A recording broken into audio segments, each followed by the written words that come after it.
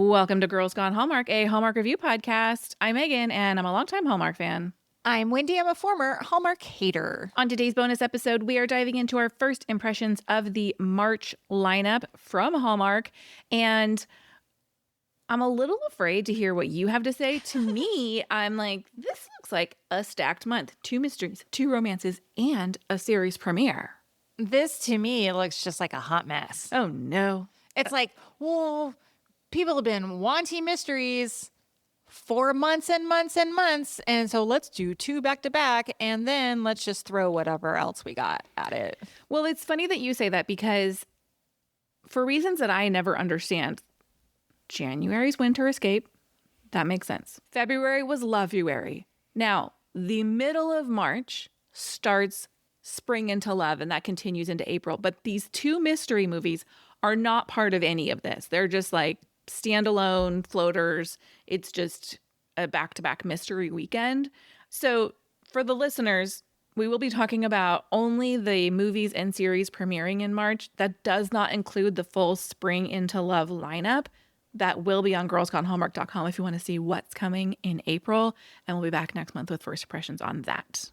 Yeah, I'm just waiting for all the emails to be like, what about the Tyler Hynes movie? Yes. Stacey Farber and Tyler Hynes. It's coming.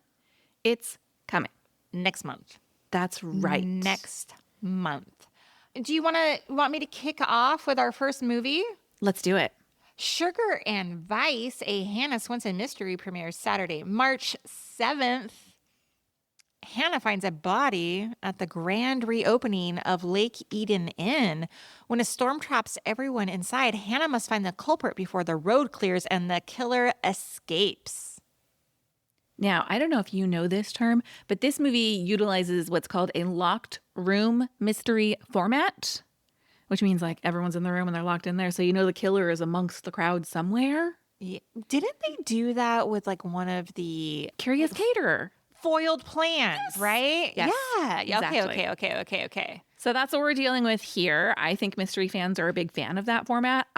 You know me, I'm kind of like a bumbling mystery fan, so it's new to me, but here we are. I feel like, okay, Allison Sweeney, Victor Webster, Barbara Nevin, maybe one of the sisters, and maybe Norman, and then we're going to have some rando dude or woman who's going to be the culprit. Well, yeah, of course. It's not going to be Wowie Zowie. We know that. That would be the plot twist of this. Could you imagine if like Wowie Zowie Victor Webster was like a Dexter, just like Chad's all, ha ha, fooled you. I mean, I would find that to be compelling Hallmark television. He's like, just because I look good in a suit doesn't mean I'm a good guy. I slay. Could you imagine?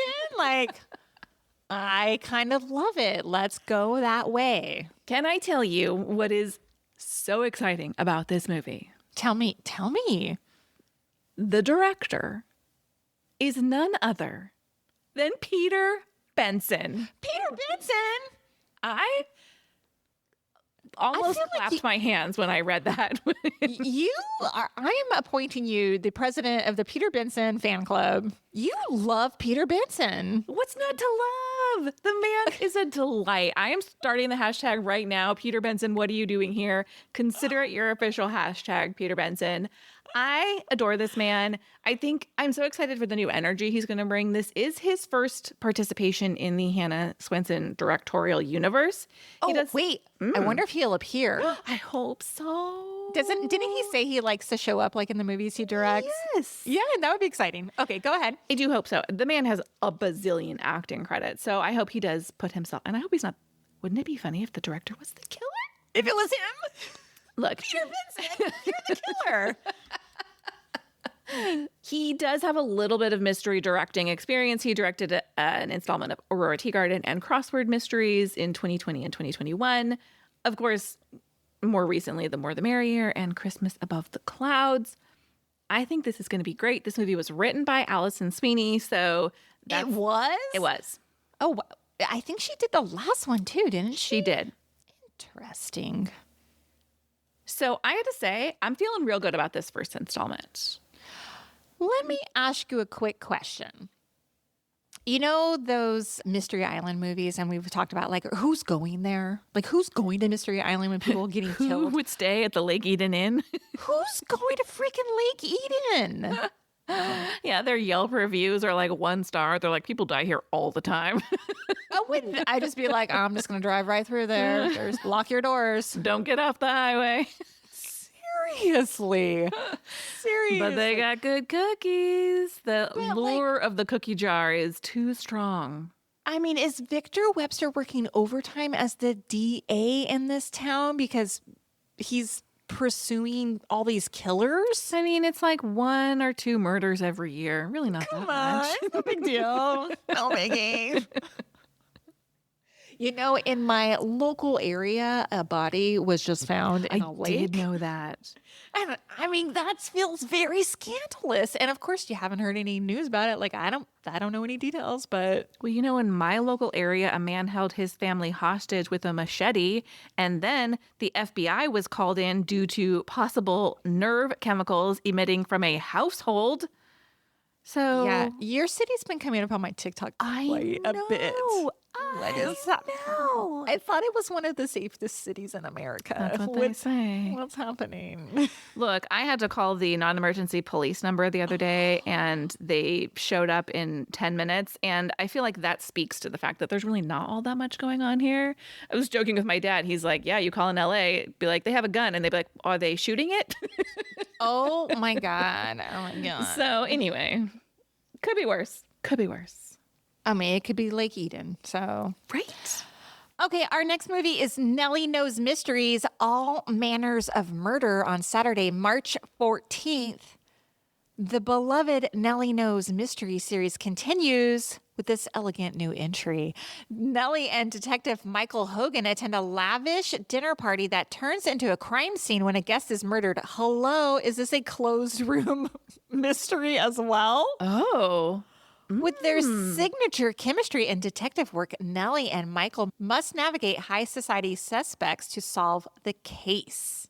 Pascal Hutton and Kevin Smith star. Couple things. One, we have some continuity in this because both our director and our writer return from the first Nellie Knows Mystery. David Eistrasser directs. He directed the first Nellie Knows Mysteries. He also directed The Wish Swap. Catherine Wagner is the writer, and her previous and only writing credit is the first Nellie Knows Mystery, A Fatal Engagement. So we have some continuity. The first Nellie Knows Mystery came out in 2024 in the summer. Whoa. And I could not have told you one thing about that movie. So I just remember it being quirky. well, that's funny because I don't remember that at all. But I went back and listened to a good portion of our review, and quirky is, we both actually really liked it. And according to our review, a lot of people didn't. Like, the quirkiness didn't land for them.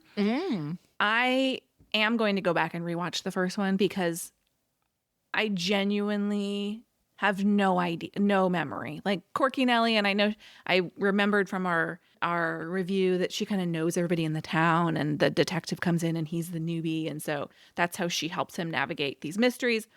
Anyway, I wonder where it picks up. Are we 2 years later? Are we a month later? Sure. What's their relationship like? Is he still the newbie in town? I'm curious. I am not going to go back and watch it. I do remember thinking, oh, this is quirky and cute. But the problem is with mystery franchises, they can't be 2 years apart from each other. Like, you got to keep it consistent for me to stay engaged. well, but then you have the Lake Eden effect, because if they're too close, you're like, why are all these people dying? That is a fair point. Or Murder, She Wrote, and everyone was like, is Angela Lansbury, I don't know her character's name, is she actually a serial killer, right? I mean, the Victor Webster effect. Yes, that's amazing. I will say, I actually got really excited to watch this movie based on our review of the first one. And so I think it could be a fun mystery installment. Of course, we will be reviewing it. So find out if that plays out like we think it might. Yeah, and I'm here for the vibes between Pascal and, I mean, obviously, like, they're co-stars on When Calls the Heart, and, like, they've done a lot of work together. So, like, that's going to be easy chemistry to watch. I just hope, like, it's entertaining. Yeah, and they need to take it like beyond that initial chemistry, right? Like the first movie lays the groundwork, but we need them to deepen the characters, deepen their relationship, deepen our understanding of what's going on here. Exactly.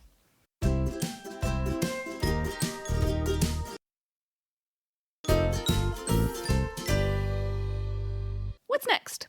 Saturday, March 21st, Two for Tea. Tee. Tea is a talented Chinese American pottery artist who pours her heart into her ceramic creations.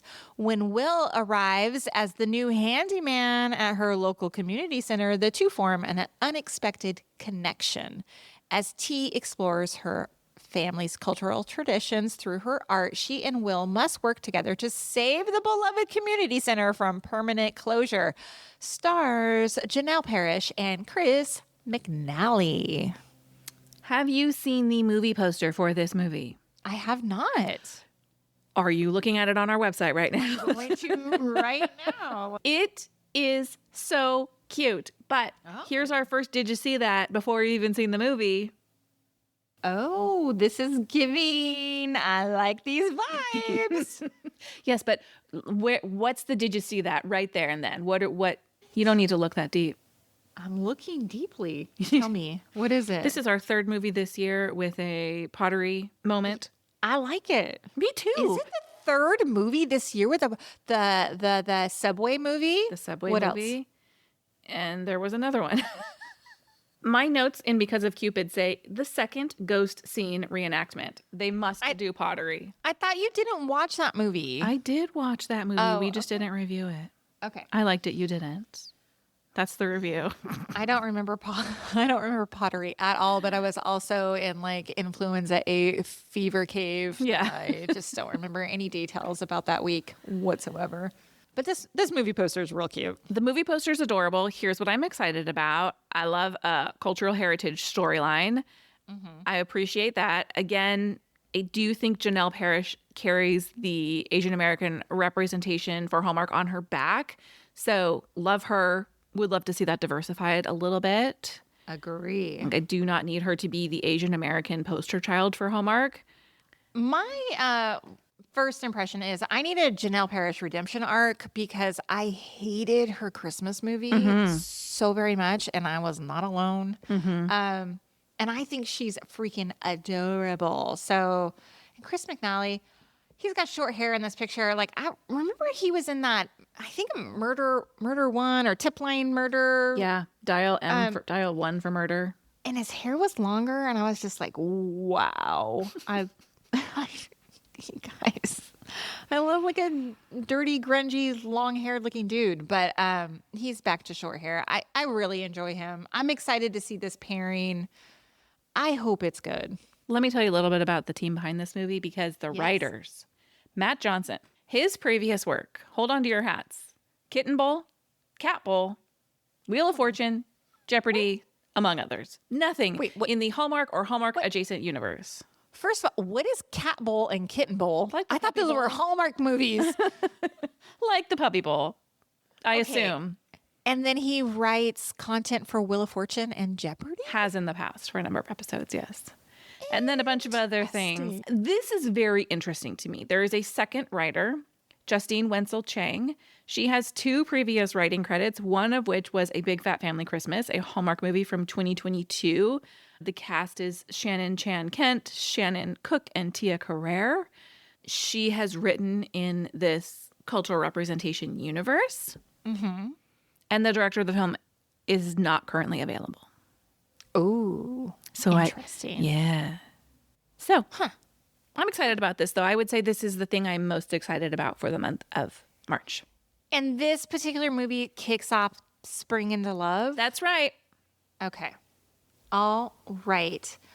Wait a minute. Is Hope Valley premiering on the same day as this on Hallmark Plus? Saturday, Indeed March it is. 21st? Weird. We will talk about Hope Valley in a moment. Next up, Saturday, March 28th, A Royal Setting. I have a lot of thoughts about this, I know guys. you do.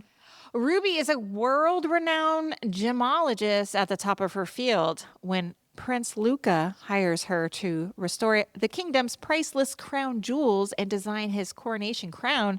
Ruby's modern, unconventional approach challenges centuries of royal tradition. Her bold ideas create tension with the queen while sparking an undeniable attraction between Ruby and the prince. Stars Jen Lilly and Dan Janot. Jen Lilly returning to Hallmark, I have feelings about it. Yeah. They're kind of mixed, and hear me out. Everybody knows the lore. She went to Great American Family, right? Mm-hmm. And now she's back. And that makes me question things about like what Hallmark is doing. So there's that issue for me. And then I can't recall a Jen Lilly movie that I've loved. And I The Spirit of encourage Christmas? that that was like one that I liked, but not even technically a Hallmark movie, if I'm correct. You are correct. I encourage the listeners, like if you are a diehard Jen Lilly defender, I want to hear from you. Truly, please email me at hello@girlsgonehallmark.com. In the subject line, please put like For Wendy, best Jen Lilly Hallmark movie. I'm dying to know because like she doesn't do it for me. So it's very loaded for me. It's very loaded. And I hate a royal movie. So. Oh, double whammy. I forgot about that. Kind of. I suspect the people are going to come at you with Love, Romance, and Chocolate, the movie she and Dan Janot starred in together, because when this was announced, our DMs were full of, they were so great together in. I share your apprehension. I always wonder what was someone's motivation in leaving Hallmark for the other network. What's their motivation for coming back? Where does the discrepancy lie? Like, is it on the Hallmark side? Is it on the actor side? Where is their heart in terms of where they're landing on certain issues? So I will be reserving judgment on this movie until we see it. Here's my fear. Yeah. This feels like it's going to open the door, and we are going to get the return of you know who. And she'll never come back. She'll never come back. She has said she'll never come back. I refuse. I will not review any of her movies. Yeah, I'm with you on that. I'm not going to do it.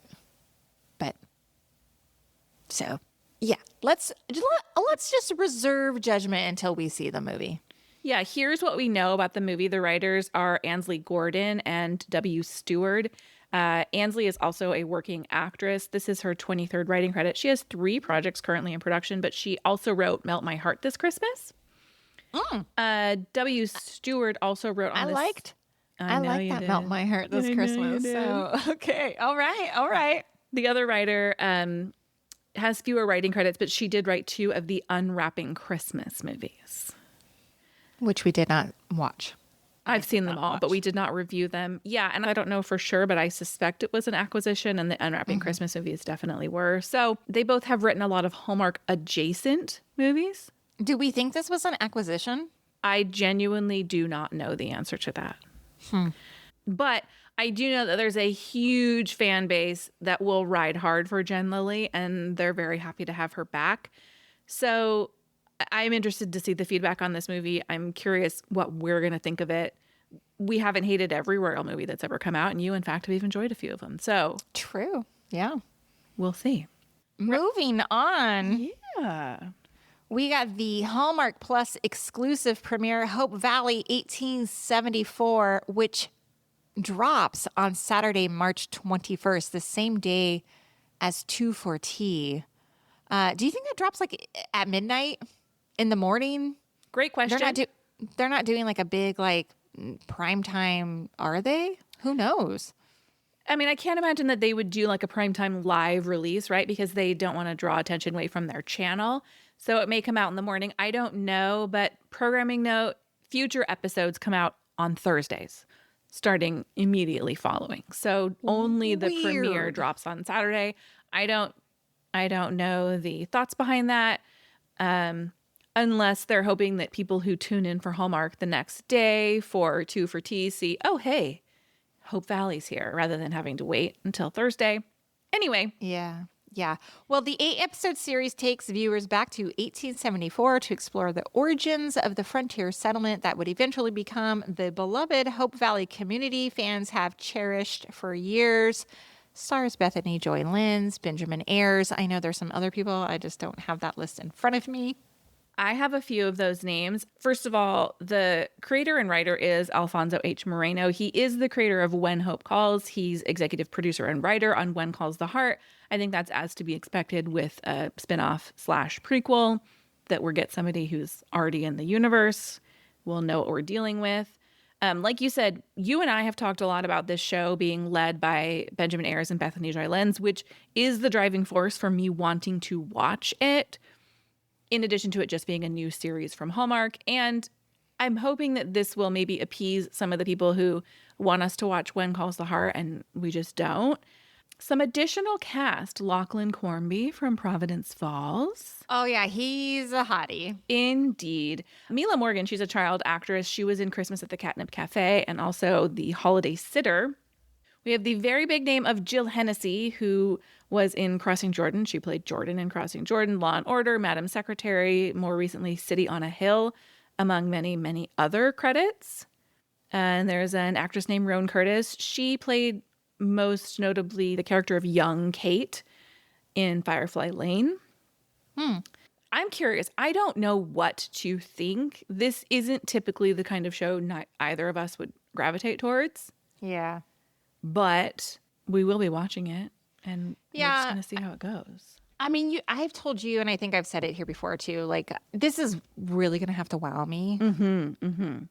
And growing up, I did love Little House on the Prairie, and I was just Googled, like, when did Little House on the Prairie take place, which was 1869 and 1870. So I'm like, that's like a AI overview. I don't know if that's actually accurate, but it looks like between the 1870s and 1880s.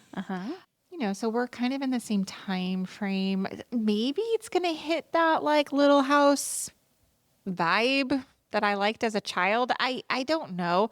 I love Bethany Joy Lenz. I love Ben Ayres, but I love Ben Ayres when he's funny, and I don't think the material here is going to lead to comedy. Yeah, it doesn't. That's not what you are guessing you're going to get. But I will say, we watched that first episode of When Calls the Heart, and we're pleasantly surprised by how much we enjoyed it. Totally true. Yeah. Like, Aaron Krakow really delivered in that first episode, and we actually both really like Lori Loughlin in that episode as well. And so, like I said, I don't know what to think. I am going to try and go in it with as blank a slate as possible and just watch it for what it is. You know, it's funny. I was watching, I don't know what I was watching the other night, but it was a commercial for this came on, and my daughter was sitting with me, and I was like, and I went, I have to review that. And she goes, it doesn't look that bad. And I was like, for my Gen Z teenager to be like, it doesn't look that bad, I was kind of surprised. You know, maybe in the age of like Yellowstone and 1923 or whatever all those throwbacks are, like, they've been primed to be into this kind of content. Yeah, I don't know. All right. Well, that's a wrap on our first impressions for the month of March. We will be reviewing each of these movies as well as Hope Valley 1874. So make sure you're subscribed to Girls Gone Hallmark for that. We also do have another series premiering on Girls Gone Hallmark. So you're going to want to make sure you're following us on Instagram. We are Girls Gone Hallmark over there for the announcement of that schedule. And I'm so excited for that are show. you? Is that wild? I'm excited for it too. And I think our listeners are excited about it too. Yeah. Yay. So follow us on Girls Gone Hallmark. If you're subscribed to our newsletter, you'll also get weekly updates about what we're up to, and you can subscribe right on girlsgonehallmark.com. Thanks for listening to Girls Gone Hallmark. We'll be back next time with more Hallmark reviews. Goodbye. Bye.